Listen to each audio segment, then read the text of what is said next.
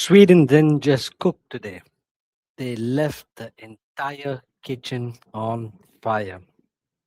Hey there, everyone. Welcome back to my YouTube channel, Joji's 5 Cents. If you haven't done it already, please like, subscribe, share, leave those comments, and leave those 5 cents, and I'll try getting back to you as soon as possible.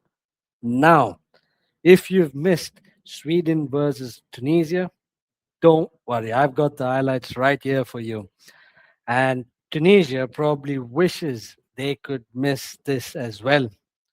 Sweden opened their 2026 World Cup campaign with a ruthless 5-1 victory over Tunisia.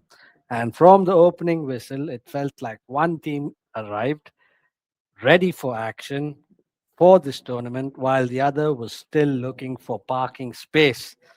Now, the main man of the night was Yasin Ayari. Remember that name. Two goals, two absolute statements, and perhaps the most interesting storyline of this match was that the young lad, Ayari, was eligible to represent Tunisia through his family heritage, but instead, he was the player leading Sweden's destruction of this team and showing them up on football's biggest stage. Oh, that's fucking got to hurt, isn't it? Ah, yeah, yeah, Tunisia. But you genuinely couldn't write a better World Cup script with this match. The goals kept coming. Alexander Isak got involved. Victor Gyökeres got involved.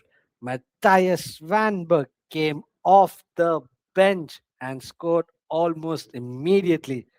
Meanwhile, Tunisia looked increasingly stretched like a ball of dough every time Sweden attacked.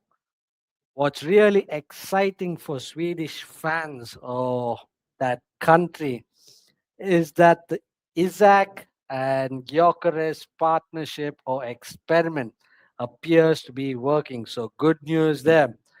Before the tournament, there were questions about whether a two-star or two-striker setup, especially these two stars, could actually coexist because egos run amok, isn't it? But after this match, the answer looked like a very loud and resounding yes. Yay! Both found the score sheet and continuously created problems for Tunisia's defense. Tunisia did have a brief moment of hope when Omar Raikik made it 2-1.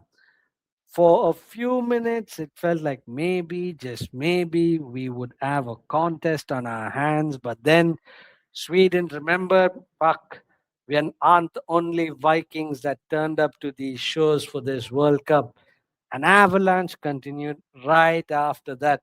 The bigger picture is what makes this result really fascinating. Earlier in the day, the Netherlands and Japan played out a draw. That means Sweden don't just get 3 points handed to them. They fucking went out and took control of this group. They shook all three fuckers by their necks and said, fuck you. We'll get the goal difference. We'll get that momentum and we'll get our confidence moving. And if you're looking for an historical comparison, Sweden haven't scored 5 goals in a World Cup match since 1938. Yes, I've actually made a note of that bloody stat right there.